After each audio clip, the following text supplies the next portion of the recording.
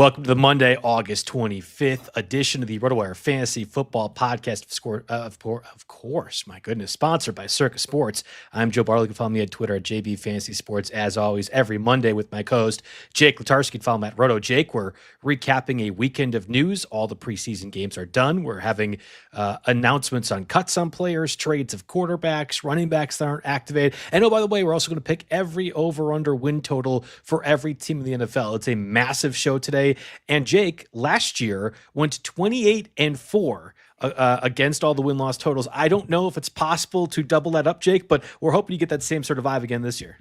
Yeah. So I tried to kind of pick my same vibe as last year when making these picks. And I know I'm not going to go 28-4 again. That's going to be by far the best I've done over the course of my life. But a lot of it's gut feeling with a couple of bullet points. We're not going to go too in-depth on any one team, but there are a couple of reasons, and looking at the rest of the divisions that I kind of made some picks that I hope make sense and do as well. And I narrowed down a couple of best bets as well at the end, because a lot of these, we have to pick one just for the purpose of the show, right? But you're not going to bet every single one of these. I mean, if you did last year, kudos to you, hopefully, but because I didn't even. But there are a couple that I like more than others, and I'll go in depth with those at the very end of the show. But a lot of news to hit today. I'm glad we're doing this later in the day because we got several very key breaking news items to hit first.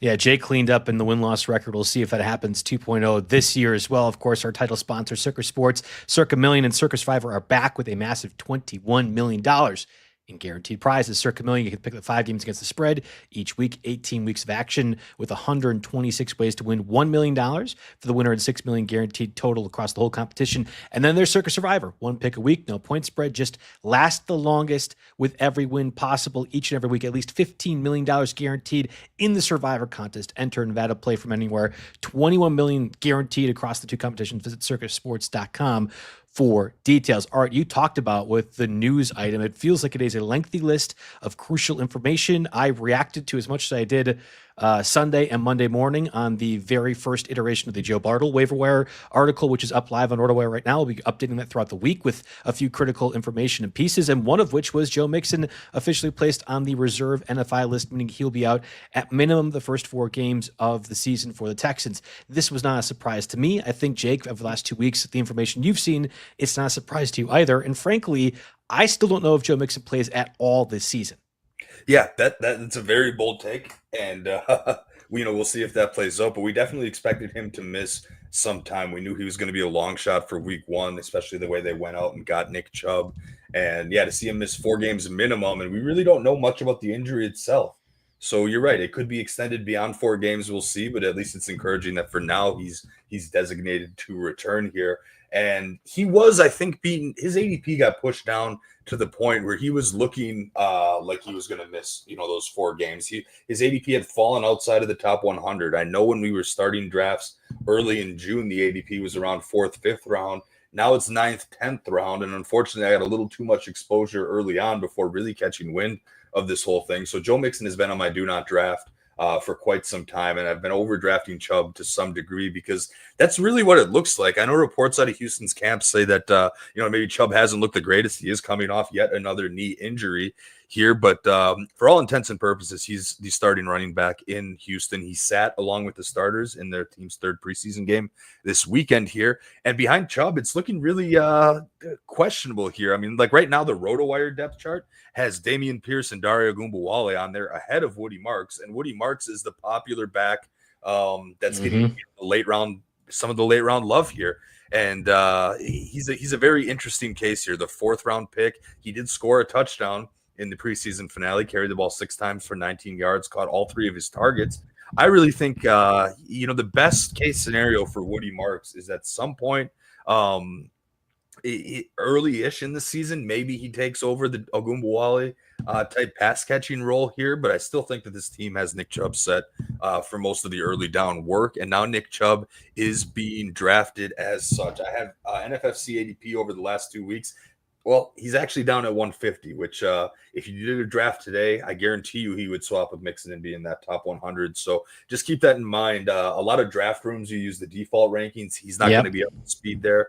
There are a lot of players that are like that. Emeka Egbuka is one, for example, that is way further down than where he's being drafted in a lot of these draft rooms. And you're going to have to make note of that when going in to these third-party sites. But Nick Chubb's another one that you definitely want to queue up once you get past maybe the 6th round, just to make sure that they're ready, because it'll be a better pick than what's available at the time, especially when you get down to that tier of running backs. Look, we'll spoil the show for next week when we're actually going over our pre-week 1 waiver wire pickups. But the Commanders' backfield with Ja'Cory Krosky-Merritt and Chris Rodriguez is going to be a lot of discussion over the next 10 days. I would argue, and Krosky-Merritt is currently like either in the 6th or 8th round, depending on different drafts in the NFC. I would argue Nick Chubb is more valuable over the first month of the season than Krosky-Merritt is, and you're not seeing that right now reflected in the high-stakes ADP. So just keep that in mind. We have to talk about Bill, right? I mean, we certainly can. Apparently goes by Bill here. So I don't know if there's been a show since the Brian Robinson trade happened over the weekend here. Brian Robinson dealt to San Francisco. Absolute killer for his fantasy value, right? Everyone kind of knew Brian Robinson was getting traded, but they expected him to go somewhere that needed running back help. That was obvious, somewhere he could get workload right away. That's not going to happen in San Francisco here. It is the Christian McCaffrey show. So his value is pretty much down the tank. I mean, it's no better than what you were looking at for Jordan Mason or Isaac Guerrero last year, which I guess it's actually worse because those guys were playing, whereas McCaffrey is healthy this year. But that leads you to look at the Washington Commanders side. And man, Ja'Cory Krosky-Merritt is he's getting so much steam here. I've seen him up to the 6th round, up to the 5th round. People want to take him 8, 9, even higher in dynasty drafts, which maybe is okay here. But I haven't came out with a take on this publicly yet. But you have to pump the brakes. He is not a 6th round pick for the Commanders. There's a ton of reasons why, and some of them is Chris Rodriguez is still there to get goal line work, and I think they've came out and said that. Austin Eckler is going to get 3rd down, 2nd and long, any kind of a passing down work. Remember, they signed Deebo Samuel. He's going to get rushing touches. Jaden Daniels is going to take rushing touches here. I don't think that him, even if he ends up being the starter and getting the early down work, like the best case scenario is, I just don't think that he's a 6th round pick. Absolutely not. For me here. And I'll be the first to admit that I didn't sneak any late shares of him. And at this point, I will have 0 shares come draft day because it's going to be too high. How about you? Where have you drafted him? Where's he going? He was $6 in the stake league auction here. So, or in our side. So, a little bit of steam, but not too much. I think that was a reasonable price for someone of his expected usage. Yeah, again, I have it outlined in the Joe Bartel waiver wire article up now on the RotoWire site. I tweeted out on JB Fantasy Sports earlier today as well. I discussed both Krosky-Merritt and Chris Rodriguez in this. You can make an argument that the Commanders' offense is not going to be nearly as good as they were last year. I think Cliff Kingsbury's schemes typically in the NFL have been a bit gimmicky. That was with the Cardinals, and maybe he has adjusted things. Maybe this offensive scheme with Jaden Daniels is far more of a weapon than Kyler Murray can be effective. But when it becomes like the horizontal bubble screen stuff that we saw a lot of last year, I just think that gets solved by really quality defensive corners, and most of them are at the NFL when you have an offseason to sort of do that. The one benefit is, okay, here's Krosky-Merritt as the between the 20s inside zone sort of runner. You can have Austin Eckler do that. You can have Chris Rodriguez do that too. I think the idea is the Commanders' backfield will have all 3 of those guys factor into those carries. The people who are drafting in the 6th round assume it's just going to be Krosky-Merritt just because he's a rookie and they saw some like advanced breakout rate baloney stats and then are just able to go off that. It is patently wrong information. If we are going to dox, and you have, Jake, Ashton Genty for the Mountain West competition that he played all of last year, then you have to also dock Krosky-Merritt for the New Mexico Mountain West competition that he played in the one lone season in which he was good. Alabama State, the 3 years prior in college, he did nothing. So I don't understand what we're doing with this other than nobody seems to acknowledge when you are bigger and older and faster than literal high schoolers or effectively high schoolers in the Mountain West. Yes, you should produce. This is patently wrong information. I have seen Krosky-Merritt in the 8th round, so that'd be ahead of Ramondre Stevenson. I think that's probably ahead of any of the Jacksonville backs at this point. Bashal Tutin, Tank Bigsby, Travis Etienne. It's just categorically wrong. Yeah. I think there's reason to say Krosky-Merritt is involved in the offense, but Chris Rodriguez is significantly cheaper, and he might be as equally involved, if not more, right out of the gate. Yeah, I mean, if you go into the advanced metrics, like you can make a case for anybody if you really try hard enough and find the right stat that you're going to find and use. One of the examples I saw come up on the fantasy football subreddit the other day was Kenneth Walker versus Charbonnet, where Charbonnet has all these metrics that look a lot better. But if you watch the eye test, a healthy Kenneth Walker is very much a better running back. And we haven't even seen eye test on Krosky Merritt here. So we always like to say half skill, half opportunity. And I think people are very much overestimating both sides of that. So I'm here to pump the brakes on that. And I will happily eat crow if I'm wrong. But one of the advantages of doing this for 20 years is we can see when the helium in the balloon has gotten a little too high. And I think that's the case here. There are some other positive Commander news, though, that we have to talk about today here. And that's Terry McLaurin getting that 3-year extension worth up to $96 million. I didn't see the guaranteed money on that. That just was reported today. Both of us were pretty, when the reports came out that he was seeking a trade or holding in necessarily, we both advised to stand pat. And I think there was a small period of time where you could have got a discount drafting Terry McLaurin, maybe in the mid to late third roundish. But I think you can see that his ADP is going to catch up to where it's appropriate. A potential, a wide receiver 1 for your team.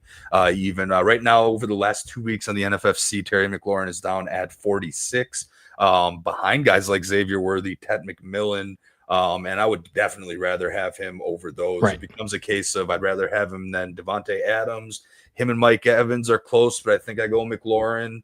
So yeah, I could see top 30. It gets to around the Garrett. I'd probably rather have McLaurin than Marvin Harrison, and it gets to the Garrett Wilson, T. Higgins, where it becomes very close and competitive to me. Yeah, and those guys are going at the 2-3 turn very typically at this point, and that's where Terry McLaurin was being drafted before people got scared by this. And this is exactly why if you do drafts at certain points of the year, you're going to get a windfall ADP-wise. I keep saying that with Khalil Shakir, and there was an opportunity there for a while. Jordan Addison with his ADP in flux with the suspension, and even Stephon Diggs for a while was like a 7th or 8th round guy. Now is more conventionally a 6th rounder. Like the Terry McLaurin thing, I just never understood it. I'm glad that was finally figured out. I don't know why the Commanders took so long to go ahead and do this, but happy for the Commander fans, and hopefully Washington's offense will be better than I think it is this year. Maybe that will affect the win-loss total conversation that we have a little bit later in the show. Yeah, it's going to be a very interesting one to predict. That was it was our headline cover boy photo, right, for the Commanders at 9.5, and that's one that I struggled very greatly with, and we can talk about that in a little bit more detail when we get to that portion of the show here. Last bit of, I guess there's probably 2 more bits of major news. Jacoby Myers has effectively asked for a trade from the Raiders. This comes after a reported contract fallout from Las Vegas' side of things, where Myers, closer to the end of his career than start, I think at 28 or something like that, it saw the writing on the wall with Jack Bech, 2nd-round selection, who has not looked good in training camp, by the way, and was trying to get one more long-term deal. It seems as of right now the Raiders don't want to do so, and has requested a trade. I don't know what the trade interest will be. That it happens 10 days before the start of the regular season is also difficult too. But your thoughts on this Jacoby Myers trade request? Yeah, I believe he's already making like $11 million a year, I want to say, and which is probably underpaid for the amount of production that you've been getting from him. But I don't understand the timing, and I don't think he has very much leverage, and I definitely don't think the Raiders have any incentive to go ahead and extend him in the same way as McLaurin. Because he's not the same player. Number one, he's more of a short yardage, help move the chain, PPR type guy, which is we were always advocating him as a wide receiver 3 in fantasy. I think the two sides they'll figure something out. He'll either realize that he doesn't have enough leverage to do this, or that he's making a mistake, or maybe they bend and throw him a bone there. So that's really all I got there. I also just got an alert that Trey Hendrickson for the Bengals agreed to a 1-year, $14 million raise. It's something like that. So I pulled that just off the app. So I've got that and a bunch of other quick hitters if you want me to hit them before we get into the meat and potatoes. Yeah, the last one we should really discuss a bit more thoroughly is that Dylan Sampson started the game for the preseason final game for the Browns, but split time with Jerome Ford throughout the first 2 series of it. People are going to overreact and see Dylan Sampson as the starter in a final preseason game, and I think that's hogwash. I had mentioned Jerome Ford as part of my pickups for the article this week, and I'm not deterred. I think Jerome Ford is the guy in that backfield. If you can get him cheaper over the next week, do so, because I think he is the one that gets the carry opportunities, and we saw last year could still be a receiving threat for that offense. Yeah, if Jerome Ford is, especially if you end up using a roster spot on an injured guy and need a flex for week 1, I'm still okay with Jerome Ford here. What happened was Sampson, he got the first carry, but they split time with the starters. They kind of got equal work there here. So I think Ford will be just fine there. Want to do quick hitters before? Let's go. Let's get the quick hitters. Yep. All right, let's see what else we got. So Jaden Blue got the guy I'm really high on, has a low ankle sprain. he is still hopeful for week one. For initially, I was starting to grow a little concerned about maybe he's a little injury prone, but he is back in practice Monday. So hopefully he is back for week one here. Matt Stafford, of course, we've heard a lot about his back injury. He is practicing in full again. We have some Miami backfield news. Jalen Wright is out for week one with a leg injury. So that means that Devon Achane, who's been dealing with some injury stuff of his own during camp, he's still probably the starter, and his targeting should be fine for week one.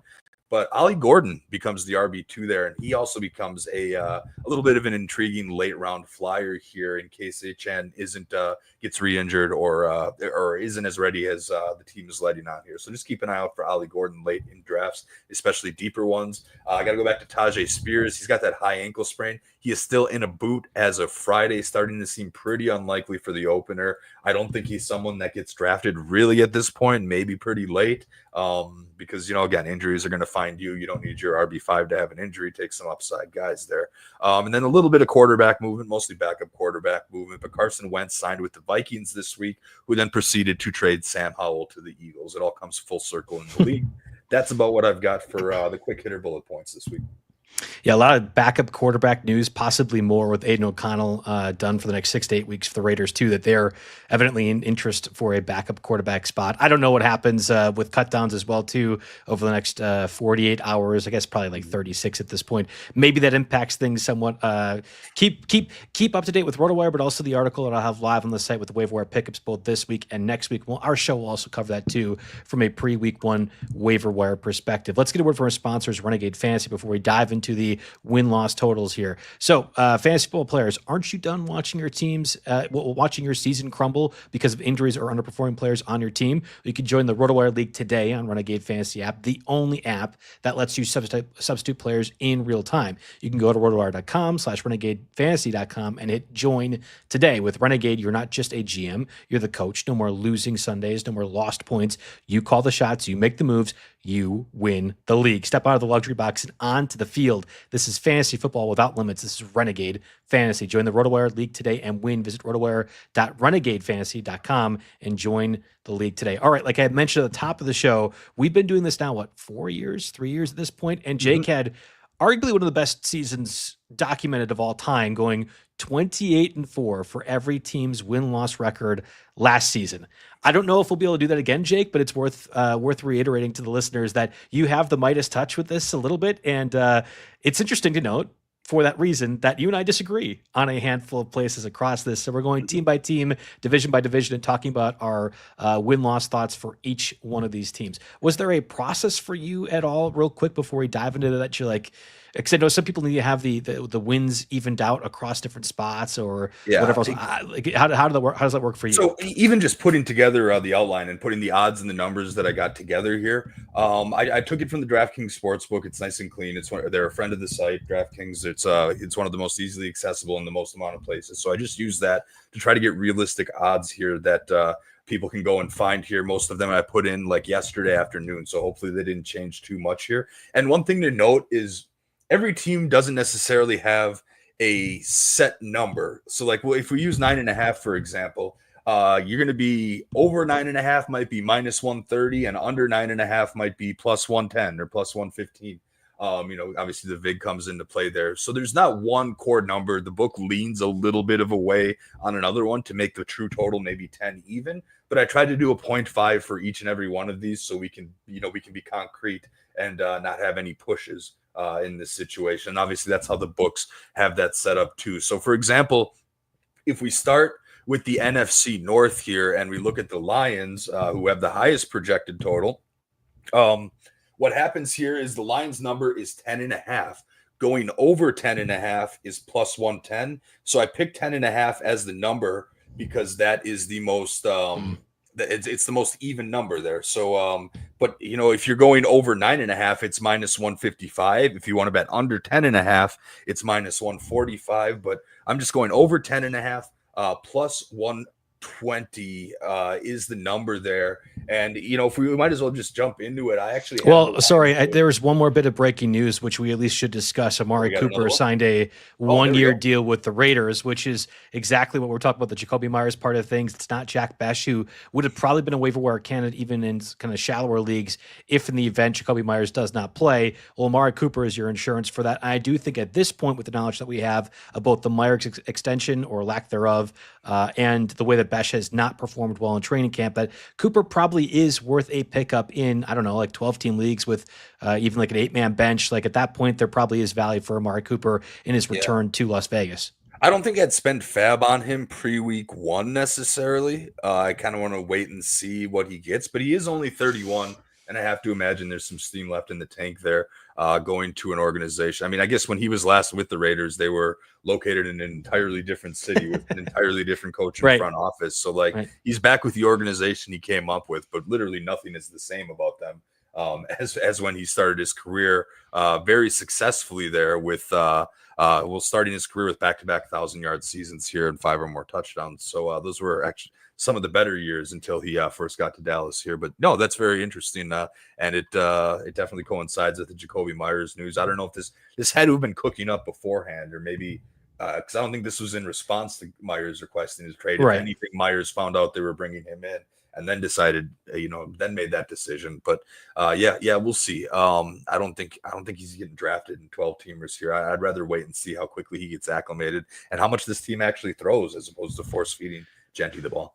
No, I agree with you. And the counterpoint would be, would you rather have Amari Cooper, a known commodity, or Diami Brown, who I like a lot, one of your last rounds if you need a receiver? I think that answer probably is Amari Cooper, no matter how much I like Diami Brown for Jacksonville, and that he probably plays more receiver snaps than Travis Hunter does this year. So I think I would probably be fine drafting Amari Cooper with one of my last picks in let's just say a $100 fab. I'll put $1 or $2 in, maybe no more than 2 pre-week 1, just to make sure that I'm kind of solidifying myself, and I think it doesn't cost a whole lot. But I'd imagine a lot of people are going to have the same thought you do, Jake, where I can just get him for free. We'll see what happens. And in your a bit shallower leagues, or maybe not non-competitive leagues, I think that's totally a fine concept as well. But it needed to be worth mentioning here with Amari Cooper signing with the Raiders. It seems like either as a counter to the Jacoby Myers thing, or more realistically what I think you outlined, Jake, that Myers' camp got wind of them bringing in Amari Cooper or considering it, and then requested the trade as part of the contract negotiation tactics that are happening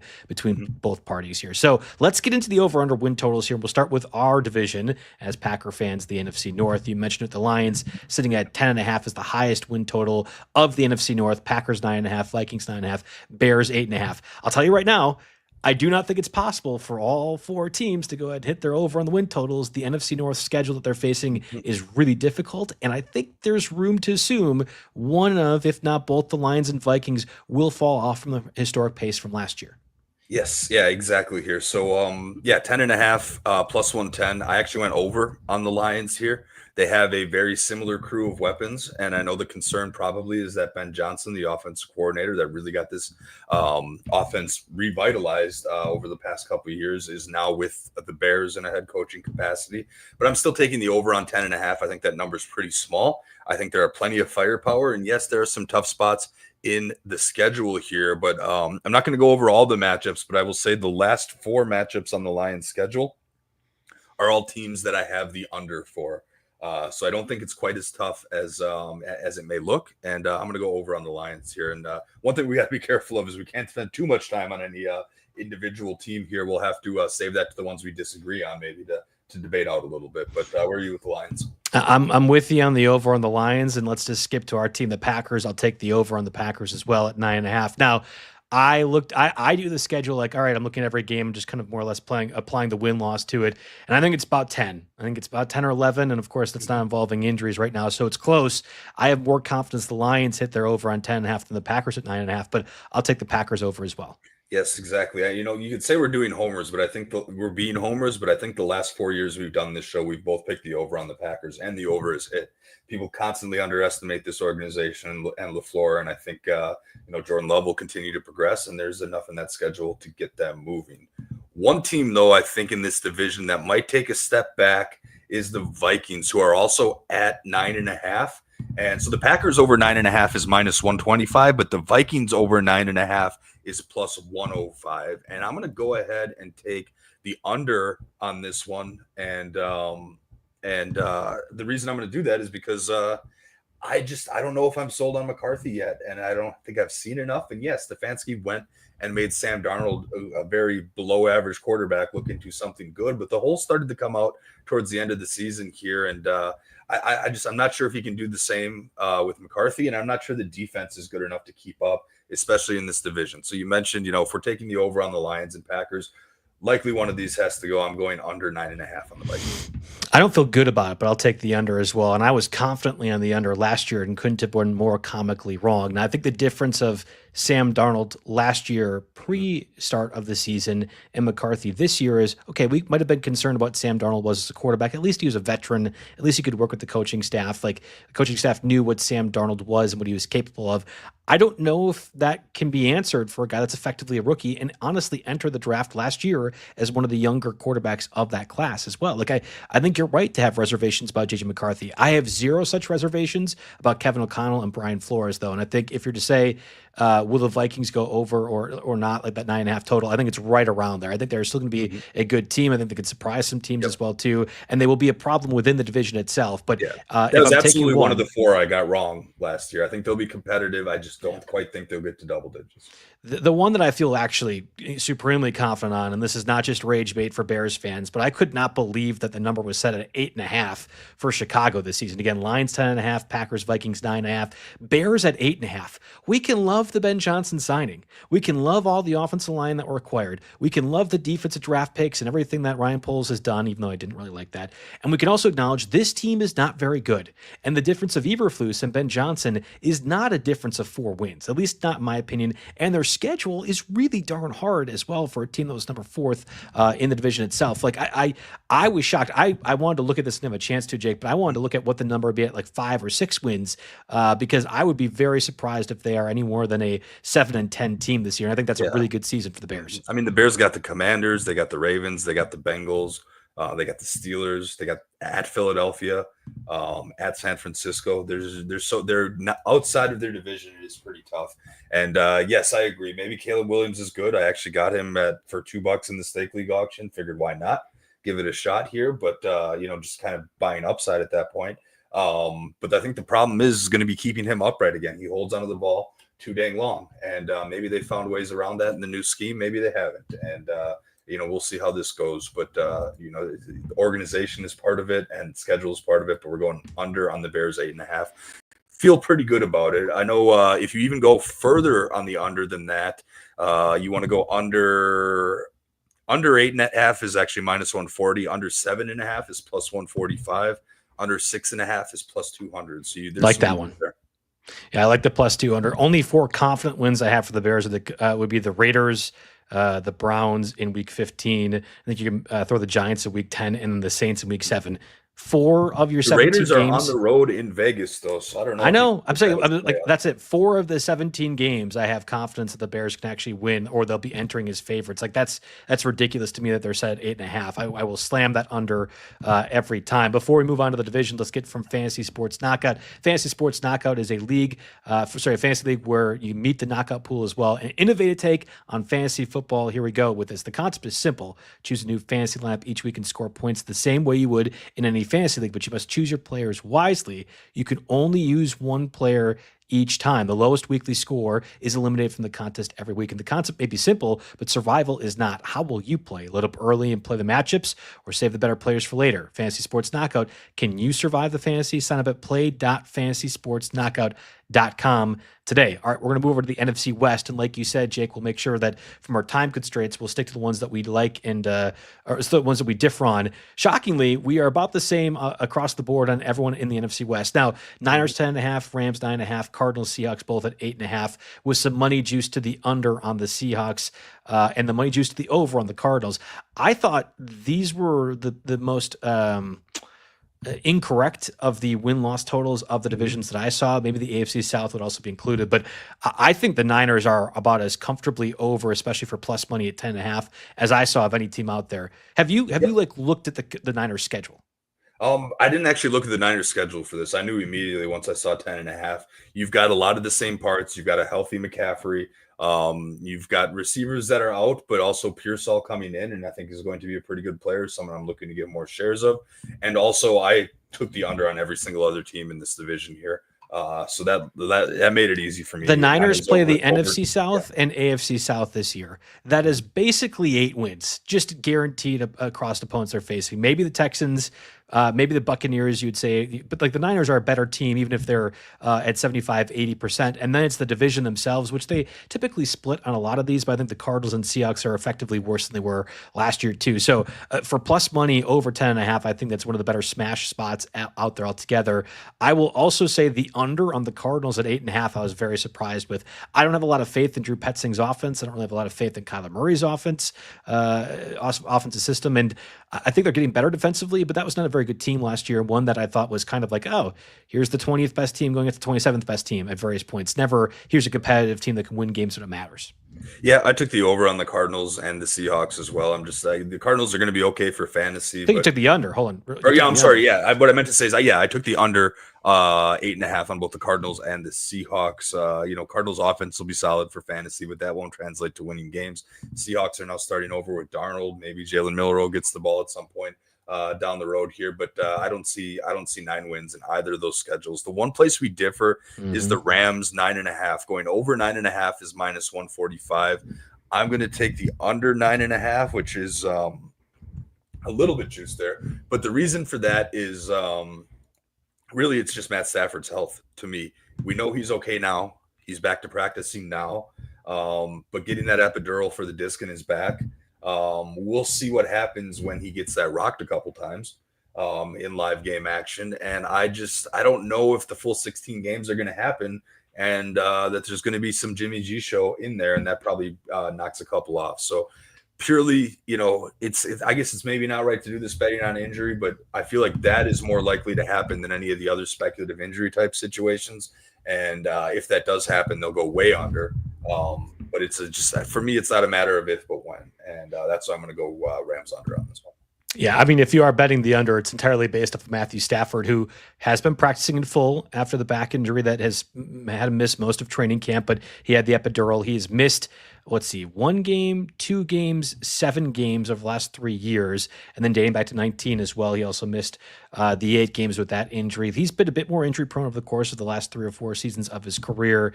If you think Stafford's not going to play, let's just say 3 or 4 games, then you smash the under, because Jimmy G, if he splits 2 and 2 in that scenario, that's a win for the Rams. But I think if Stafford's healthy, the Rams are going to go over 9.5 wins. I feel very confident about that. So that's where we differ on that. You good to move to the NFC East?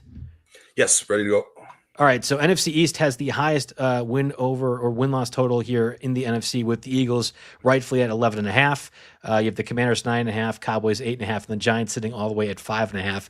We disagreed on a few of these, and I'm curious if this is the overall thought that you like this NFC East division, or if it's more that you just like the schedules that you were seeing from these teams.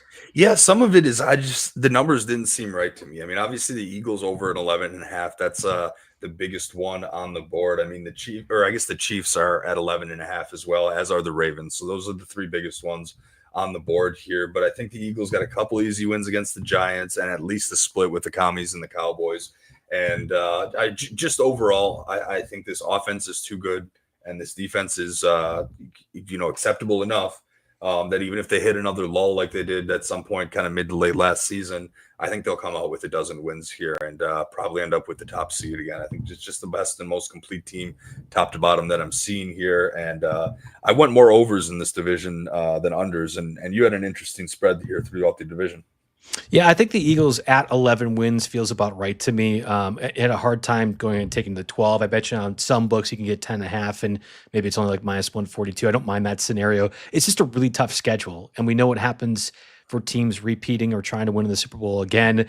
it's just a difficult thing. The Chiefs for a number of years have kind of mothballed things at midpoints of the season because they know what it takes to win it all, and it doesn't necessarily mean being effective in the regular season. So I went under, but it would only be 11 wins. Like that's it. I truthfully think the Commanders also will probably have some setbacks as well. They're set at 9.5 wins. I look at their schedule; it's pretty difficult. I'll take the under on 9.5. Yeah. I also took the under on Cowboys and Giants, and the Giants one I felt very comfortable saying they're probably more like a 4-win team, not a 6-win team. So you're right. This didn't work out for me last year when I went under on all the NFC South teams, going under on all the NFC East teams, but it's much more due to strength of schedule and who these teams are facing as opposed to me thinking they're bad or anything. Yeah, exactly. When you go under across the board, you're probably going to win at least one or two of those bets, but it's tough to imagine you're going to win all of them. So I'm going to try to get a little bold. By the way, Eagles over 10.5 is -150. So you got to lay some extra cash there, but that could be worth it if you're in your line of training there. I went Commanders under as well. Just because I think there's more film out on Jaden Daniels now. I think teams are going to be a little bit better prepared. And like you said, the schedule is a little tough. And also part of it is, and again, that says nothing about Jaden Daniels as a fantasy player. I'm happy to grab him. I think obviously his rushing and I don't think the defense is going to be as good either, to be honest. So I think he's going to have to throw some as well. Even if it's in dink and dunk scenarios, he'll be an outstanding fantasy player. But as far as a team getting to double-digit wins and another playoff berth, I'm not necessarily sure. But the other reason I took the under on them is because in addition to taking the Eagles on the over, I took the over on both the Cowboys and the Giants. The Giants are only 5.5. So to go over 5.5 is -130. And weirdly enough, I think Russell Wilson can squeak a win or two out. And maybe I'm drinking Jackson Dart Kool-Aid a little bit, but if or when he eventually takes over, I think they can be spoilers at the end and ruin their good draft pick and push them just to about 6 wins. That's not too big of an ask for me. Cowboys over 8.5 is another interesting one. I think this is one we've disagreed on every year, but I've got you the last couple of years. Everyone thinks the imminent downfall of the Cowboys is coming, but I still think that roster is good enough for 9 wins. I think Jerry Jones and Micah Parsons are going to work out their issues. I think Dak Prescott, as long as he stays healthy, you could say that with any of these lines, right? As long as the quarterback stays healthy, they're going to get it. Right. And that's baked into the lines to some degree here. But I think Dak is perfectly serviceable. There's plenty of weapons, at least pass-catching weapons there, that are going to be interesting for him. I remember they got Pickens here added in the offseason here. And I think the running game will be just sufficient enough to get them across. And, the defense is going to give up a lot of points, but I also think they could be opportunistic in terms of getting takeaways and maybe a key stop here and there, especially if they can get the Parsons contract sorted out. So I thought 8.5 was a little low. I could see this one being a situation where late in the year, the Commies and the Cowboys are playing for one of the last wild card spots in the playoffs here. This could very well get settled. In week 17 is probably when these bets are going to go. Because we have that game there, but I think the Commanders getting a little bit too much steam. I'm going to kind of fade the market on that. Cowboys, people are predicting that. And usually people juice the Cowboys up as America's team, right? But I think in this case they're actually priced appropriately, and I'll pounce on that. And Giants largely just 5.5 it's too low. It feels like the third consecutive year the NFC South brings up the rear in terms of conferences or divisions within the NFC. Buccaneers at 9.5, Falcons 7.5, Panthers 6.5, Saints at the lowly 4.5 right now. We disagree on 2 of these, so we'll start first with the Buccaneers with the over on the 9.5. We're both on right now. I think they win the division. I think they win it comfortably. I am worried about the Chris Godwin injury. I think the Tristan Wirfs injury, their stud left tackle, makes a big difference too. And the Buccaneers' schedule is really difficult early. It's entirely possible that you can get the division odds for the Buccaneers to win it later in the season at plus money, as opposed to now with all the injuries they're dealing with. Or maybe instead. I like that as a way to attack this. But yeah, I actually had them as one of my best bets too, going over. It's -105, so basically even money here. I think that Baker's found his home. I think that offense is going to continue to click. I don't think Mike Evans is done yet, and I think while Godwin is getting back, Emeka Egbuka is really going to break out, and then Godwin will come back, and they'll have one of the more dynamic passing attacks in the league, supported by a run game that's maybe knocked a bit by the Wirfs injury, but I still think that between Bucky Irving with a little bit of Rashad White and a little bit of Sean Tucker mixed in as like tiny X factors. There's enough. There's enough there to do some damage on the offensive end. Defensively, they're going to have their issues here, which makes all these guys great for fantasy. But 9.5 isn't a big number, especially in this division, which I don't love. We have disagreed. It feels like more often the Falcons than the Cowboys. I'm surprised you brought that one up earlier because I have been on the wrong side of the Falcons often, and I will do it again. I don't know what it is. I don't know. Michael Penix hasn't looked great in training camp thus far. There's been a lot of concerns about the completion percentage.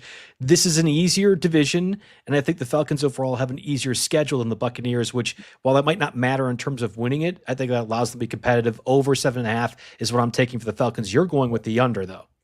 Yeah, so this is a really tough one because this is one where the number is actually like 8, where the real number is about 8, because over 7.5 is minus 140, but over 8.5 is plus 125. That's tough. So yeah, I did 7.5 as the number, but really, realistically, the true number is 8 here, and I could maybe see a push there, but I don't love it. We finally got Arthur Smith gone, right? So we've got the fantasy guy is going to actually do their thing. And I still think that Bijan will have a fair season. I'm a little less high on Drake London than you are. I'm a little less high than Michael Penix suddenly making some kind of leap here. Granted, it was a different coaching staff and, he's going to have to learn another scheme. And for me, the eye test didn't quite cut it last year. And I definitely don't see double digit wins here. I don't see 9. 8 where the number at is to me a best case scenario. So I'll go under on the Falcons. Okay, best case scenario. The other two, Panthers at 6.5. We both have the under. There's a lot of smart people talking about how good this Panthers offense is going to be this year. I have a lot of reservations about that. I think what we kind of saw last year was a byproduct of different defenses at the right time for the Panthers and not so much a Bryce Young resurgence. We'll have to see because we're both taking the under. The one I want to discuss here is the Saints. Over, under 4.5. You have over, and I think rightfully so. 4.5 is a very, very low number. Mm-hmm. I don't think you understand. 140 at 4.5. I don't think you understand how bad the Saints team is. Like whether it's Spencer Rattler or Tyler Shuck starting week 1, it does not matter. This will be one of the worst quarterback play that we have seen in recent memory starting a game. And frankly, I think the decision makers are also losing their like 87-mile-per-hour fastball because a 4th rounder and 7th rounder for a 27-year-old Devon Vele entering year 2 of the NFL is about as dumb as it can ever get in terms of a transaction. So fade me every bit of the Saints. I'm ready to finally see the Mickey Loomis demise full circle, and I will gleefully enjoy them drafting Archie Manning with somebody else as the GM and head caller of this team. Yeah, I think they could get 5 wins and still get the first pick in the draft. And in that case, my over cash is 4.5 is a very, very tiny number here. We only need a handful of teams to underestimate them. 2, I think there's, even with subpar quarterback play, there are some significant weapons on this offense here. I think that there's going to be a couple weeks where it comes together, and you make that look here. But Alvin Kamara, Chris Olave, and who else? We both like Olave, right? We both like Olave. Yeah. Rashid Shaheed is back healthy. Remember last year they were doing this with practice squad guys essentially and still being somewhat competitive at times. I also think they made a pretty decent coaching hire in Kellen Moore. Don't forget he was the offensive coordinator of the defending world champion Philadelphia Eagles here. So if there's anybody that's going to make the most out of one of those guys and allow them to utilize the potential of their weapons to its fullest, I think it might be Kellen Moore. I have all of those facts. I don't think they're great. I don't think they're even going to threaten for a playoff spot any mean. I think they could still be the number 1 pick in the draft, but minus 4.5 is just too low of a number. 5 wins are possible. One of these teams in this division also playing it. So 4.5 in what we agree is one of the weakest divisions in football. It's just too low of a number. And, it doesn't come from crazy love for the Saints, but I think they got just enough to eke out 5. I think back to that Brian Flores Dolphins team from a number of years ago, which is supposed to be one of the worst competitive teams of all time, and the coaching staff at least allowed them to get 4 or 5 wins. That might be the lowest over-under win total to start the season. The Saints are going to be approaching that, and I think for good reason, given the talent or lack thereof that they have. But we'll agree to disagree on this. Your reasonings are entirely valid. 4.5 is a very, very low number. It reflects how bad this team is, I think. So we'll take a 2-minute break here with Blue Wire and then come back with the AFC side of things on the win-loss totals. All right, we're coming back here with the AFC North and want to make sure we're meeting the time constraints here. So Ravens, Bengals, Steelers, Browns, Ravens over under 11.5, Bengals 9.5, Steelers 8.5, and the Browns sit at 5.5 with the money, choose to the under as well too with this. I think we effectively did we went the same for every one of these. We took the Bengals over at 9.5, Steelers over. I'm sorry, the Browns under at 5.5. Yep. We disagreed on both the Ravens and Steelers. Now I'll just talk about this real quick with my decision making.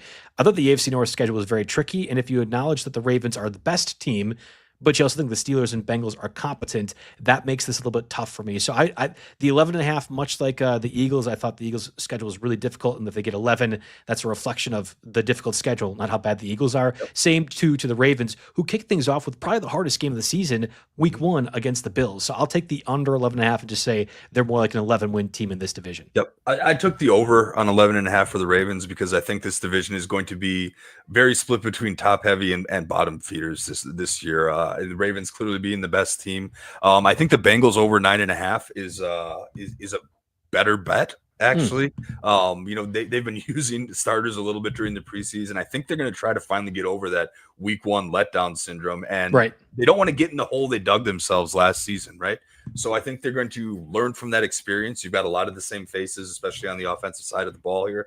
The defense didn't get much better, but I very much think Joe Burrow could go ahead and throw for 5,040 touchdowns again. No problem here. And if that happens, of course, the Bengals cleared that over. And part of the reason I think it's 2 teams that are very good and 2 teams are very bad. I'm taking the Steelers under 8.5 here. They're over 8.5 is minus 115. So you get some plus money on the under, and I'm going under 8.5 just because I think at this stage in his career, Aaron Rodgers and the main character syndrome that we're getting. Listen, I love Aaron Rodgers. I love everything that he's done. His poster is sitting right up here behind me, right? But I think at this stage in the year, when you've got then this is a feel gut thing, right? You've got a guy coming in, taking over, having it to be his way. You could argue Brady was like that, but him and Belichick managed to coexist for a number of years, and Brady seemed like he would be willing to learn sometimes at times. Aaron Rodgers is me. I'm right. We're going to do things my way. And I think that's going to rub people the wrong way. And maybe Mike Tomlin, who I always thought is an incredibly underrated coach, he's done a lot with what he's had. He's dealt with big personalities like, namely Antonio Brown. We didn't know who he really was until he left that organization. Maybe Mike Tomlin can handle it, but I think Aaron Rodgers is going to be too big of a personality. And I think he's kind of toxic at this point in his 40s. And he's not going to do things that are beneficial to places that he comes in if he even holds up here for a full year. So I am going to fade Aaron Rodgers and the Steelers. I think this is finally the year where Tomlin misses the playoffs, and maybe they have a reason to kind of blow that whole thing up again. So I'm going under on the Steelers. The Browns are just a mess. The organization's a mess. The roster's a mess. They still haven't signed Judkins, and we don't know when that's going to happen. They've got 4 quarterbacks. Who's going to make the active roster? When you have 4 quarterbacks, you have no quarterbacks. I think they're going to be right there with the Saints, competing for the first overall pick once again. And 5.5, actually the under 5.5, you have to lay a little money on. So I'm going under on the Browns 5.5 here. Under on the Steelers, over the Bengals, over on the Ravens. I think the Mike Tomlin part of things is one that you're just ignoring on this. He hardly ever gets under 9 wins. And I think with Aaron Rodgers, this is it. This is the last. This is the swan song for him. So while the diva mentality certainly could be annoying, and I think it is obnoxious on the outside part of it, I think they're just going to win football games. I don't know how. I don't know how they've won football games the past couple of years. It certainly isn't due to talent, but it seems to be Mike Tomlin, whatever he ends up having crafting. I suppose he's won with Mason Rudolph before. Maybe something can happen with Aaron Rodgers, but at his age, how long it's been since he's played in a meaningful game, and the injury that he came off with, even though it was so early last season, he's had time to theoretically fully recover. I'm just not going to buy it this year. And again, this is more of a gut one than some kind of hard-hitting analysis, but I'm out on the Steelers. We'll jump to the AFC West, and again, for the interest in time, we're actually similar on the 3 of them. Broncos over 10.5. We both take the under.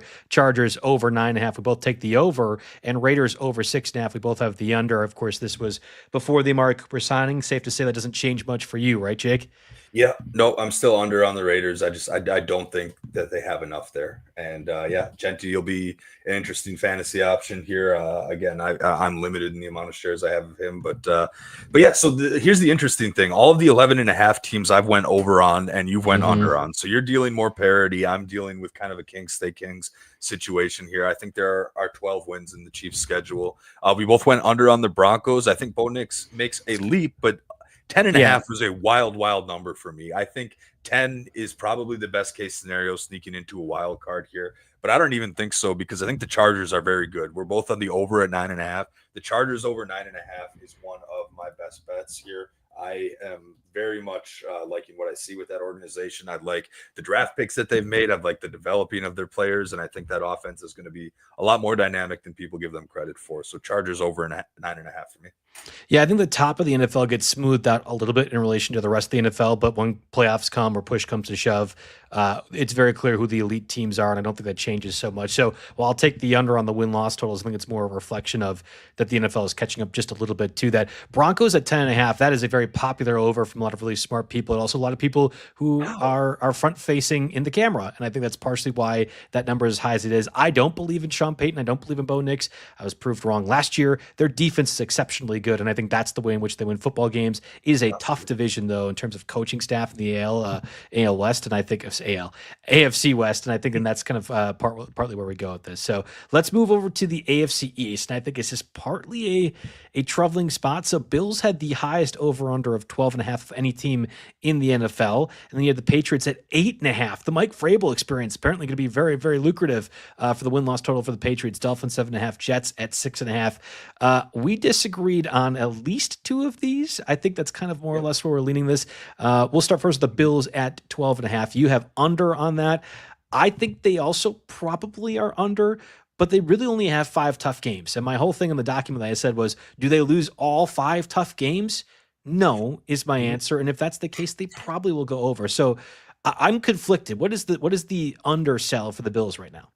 Well, so I mentioned 11.5 being the highest. That was a lie. I forgot about the Bills 12.5. It's a little bit of a high number, but I mean, plus 125 for 12.5. So it's plus money to go over that and expect them to win 13 games. So really the actual number for them is probably 12, but we don't want to push here. So I'm going under 12.5. 1, just a pretty high number.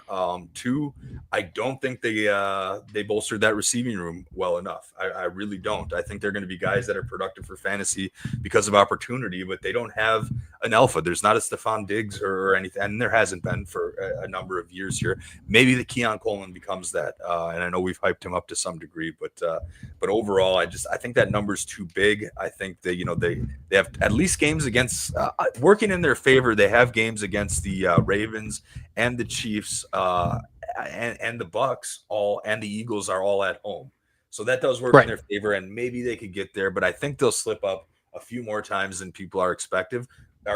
Will they win the division? Yes, this division is not good. I think I guess I got 1 over and the rest are under. We'll get to that here. But yeah, I just 12.5 was a little much for me, but you're confident in that all those things are a non-issue? I think I'll set it as an over. Now, I don't want to jinx anything, but Josh Allen has been historically healthy for a pretty mobile quarterback that takes a lot of hits. As you said earlier, any one of these can be the under if X quarterback gets injured, but that's one of those that I think is really nerve-wracking given the highest win-loss total of any team in the NFL. But they are one of the best teams, and also the schedule relatively easy outside of 5 games. Like you mentioned, all those games or most of those games being at home. I think the Bills will end up kind of balancing out maybe the 1 or 2 slip-ups they have. So I'll take over 12.5. And again, in the 17-game season, that's not that difficult to achieve. We watched the Vikings and Lions both zoom past that last year. So Patriots at 8.5. I don't know what this line is. Like, I love Mike Vrabel. I think he's one of the best coaches in the NFL. It's a travesty that he wasn't the head coach last year. This is not a very, very talented football team. And if Vrabel takes them from a 3 or 4 win team last year to 7 or 8, that is absolutely a reflection of good coaching. But there's not enough talent to make this team be a 9-win team. Before we moved to the 17-game season, Vrabel was Mr. 8-8. For a while. So even that is under. And I think he was able to do that with rosters that are a lot better than this Patriots team look right now. Drake May could take a step forward. Of course, he's probably learning a new system here, starting over kind of again. And I don't love. I mean, we like Travion Henderson, but some of the weapons aren't great. Maybe I'm a little too offensive minded. Vrabel will get that defense going, but I don't see. I'm not sure I see even 8 wins in for that team. So under was a pretty easy call for me. Dolphins over 7.5. I think this was one of my bigger locks as well too at under 7.5. And that you disagreed with me is very interesting, Mr. 28-4. It makes me a little bit nervous. I think if there is a bad vibes team from this preseason, it certainly is the Dolphins. Last year was the Niners, and everything went wrong, especially for San Francisco to get where they were last year. You have Tyreek Hill stuff. You got Mike McDaniel being on the hot seat. There is a Tua injury away from the Dolphins losing lots of football games. Devon Achian's already injured. Their offensive line's hurt. They traded away Jalen Ramsey and Minka Fitzpatrick. How could you possibly think that this is going to be a team that wins 9 football games? 8 football games. Oh, okay, fine. 8 football games. That doesn't change anything for me. All right, they got the Pats and the Jets twice apiece. Some of their other layup teams. That's not 4-0. That's not 4-0. Okay, maybe not 4-0, but there's that. They've got the Colts, who I think are not very good. I have the under on that. They are at Carolina, which I think could very easily be a win. They are at Cleveland and at Atlanta. Both of those are very winnable games. Of course, yes, this does bank on Tua being healthy, and he's one nick in the skull away from calling it a career for good. So yes, that is absolutely worrisome, and that is effective. But I don't like to go into these thinking about that. And in this specific case, I think 7.5 is too low. Do they make the playoffs? No, I don't think so. Can they win 8 games? Yes, I think they can. All right. Well, I think the Dolphins are an under, but that's all right. And then finally, Jets. We disagree on that one. I mean, that was kind of from when you said here that the Patriots and Jets, as if that's a guaranteed 4-0. I think the Jets are actually just a better football team outright than the Dolphins, and I have very little faith in Justin Fields as quarterback. That's how bad I think it's gotten in Miami. Yeah. Well, the Jets are definitely better defensively, right? That's never been the problem over there. And it's the same logic that's taken me the under on the Bears the last few years is bringing me to the under on the Jets. And part of it is honestly, there's a little gut feeling aspect too. These are the Jets, like right? No, I know. Staten Island movie with Pete Davidson. He's yelling at Bill Burr, "You bet on the Jets? You bet!" Like, why? You can see that clip bet over time. It's like, what are you doing betting on the Jets? You don't bet for the Jets. Any Jets fan over the last decade has known that, and that principle is holding true here. Let's get to the final one here. The AFC South, the Tennessee Titans. They are an interesting part of this with the number 1 overall pick, Cam Ward. But Texans easily the best team in this division. Here's the only issue, Jake, is that I think the Texans were the best team last year. Of course, made the playoffs, won a game, and will now get just punished with a very difficult schedule for their over-under set 9.5. I actually think the under is in play. I took the under on the Texans, still acknowledging they are the best team in the division. They should theoretically have at least 5 games, if not 6, from the AFC South colleagues, whatever you want to call it here. But it's a really brutal schedule outside of that. So I went under 9.5, even acknowledging Texans probably win this division. Yeah, I think they can get to 10 wins. Obviously, they underachieved a bit last year. The injury bug bit them quite a bit. But I think they can bounce back to some degree here. Plus, they've got home games against the Raiders and the Cardinals late in the season. That'll both be pretty winnable to help push over that total here. I think CJ Stroud arguably took a step back last year. I think he can rebound a bit. The weapons look nice, even if the running game's dinged up to some degree. I think there's just enough on that team. And mostly, I think the rest of this division is bad. I took the under on both the Colts and the Titans. I went the over on the Jags just because 7.5 I thought was a little bit small here, but I took the under on the other 2 teams here. And between what I think they'll get in their division, those couple games on the stretch, and maybe only pulling 1 or 2 more out of their hat here. I mean, Denver at home is going to be tough, but that'll be a winnable game. Tampa Bay they have at home. So some of their tougher games on the schedule are at home. And, I think that's how it's going to play out. I mean, they do have a game on the road against Kansas City. That's probably their toughest road game except for maybe the Chargers. But yeah, I think at the very least at the end of the season, they'll get to double digits with the Colts in the Week 18 game. I took the under pretty easily on the Colts at 7.5. I struggled with the Titans at 6.5, though. I'm just going to put down the over. Wouldn't be surprised either way. They have the bye in week 10. If they're at 4-5 or 5-4, I wouldn't be shocked. But you have the San Francisco 49ers, the Chiefs as well, and then two different bouts with Jacksonville at the end of the Titans schedule. If they win one of those Jags games, I think that might be the difference of pushing them over to 7 wins if they end up getting swept by Jacksonville and the Liam Combs experience ends up being really good for the Jaguars. Then that's fine. I'll hit on the over on Jacksonville and lose on the over on Tennessee. But yeah, for me with the Colts, any team going into the season with Daniel Jones as your starter was going to be an under, no matter what the number was. Basically. They are popular. They are a popular pick for me with the number one overall selection. If it's not the Saints, it'll be the Colts. And Archie Manning says he won't get drafted, but if he can go to either one of the teams, Peyton's team or Archie's team, and the Saints and Colts, that might be very enticing for the number one overall pick. I think both teams are going to be massively horrible this season. Absolutely. So, and just to round it out, I went the under on the Titans 6.5.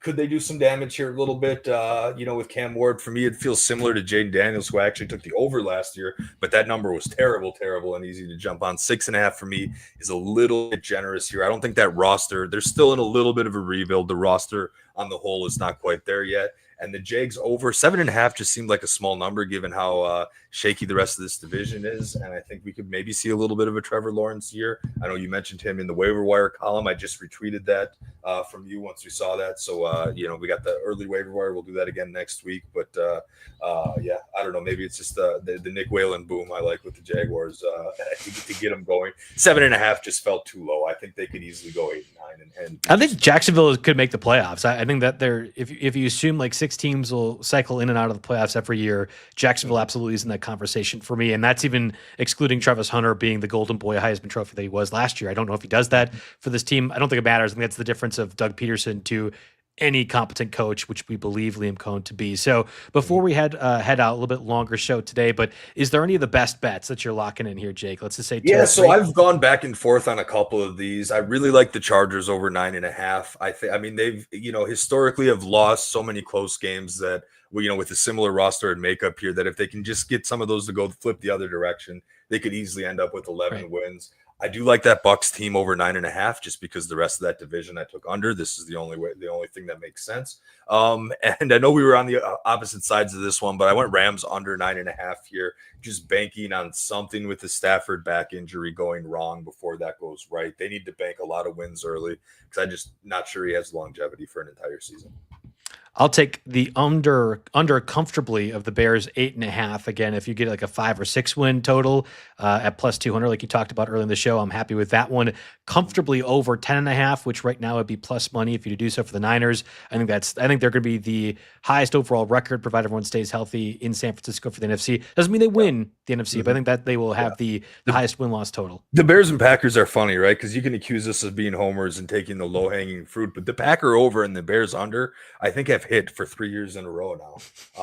Why not ride that wave? Ben Johnson's a good coach. He can fix a lot of things. He's not going to make it a 5-win team to a 9-win. He's not going to make him threaten for a wild card. I don't think. No. Yes, the defense is okay, but there's still some things that got to click, and most importantly, Williams has to be given more than 2.5 seconds to get rid of the football. And then my final best bet, I'll take the under on the Cardinals. Of those 3, I'd rather have the Bears under and Niners over as opposed to the under 8.5 for the Cardinals. So that does it for us in this edition of the Monday NFL podcast. Next week, pre-week 1, already have the article up on the RotoWire.com site. Now we're going to have a new one next week. We'll have that all kind of updated. Exactly. And we'll be a little earlier in the day too, so stay tuned for the official showtime there. But I don't know, Joe, that looks like at least 29-3 to me this year. I like it. Yes, Mr. 28-4 right over here. Jake Letarski. We'll see if that record does similarly this year. That does it for us again on this show. And we'll be back in next week with your pre-week 1 waiver wire edition.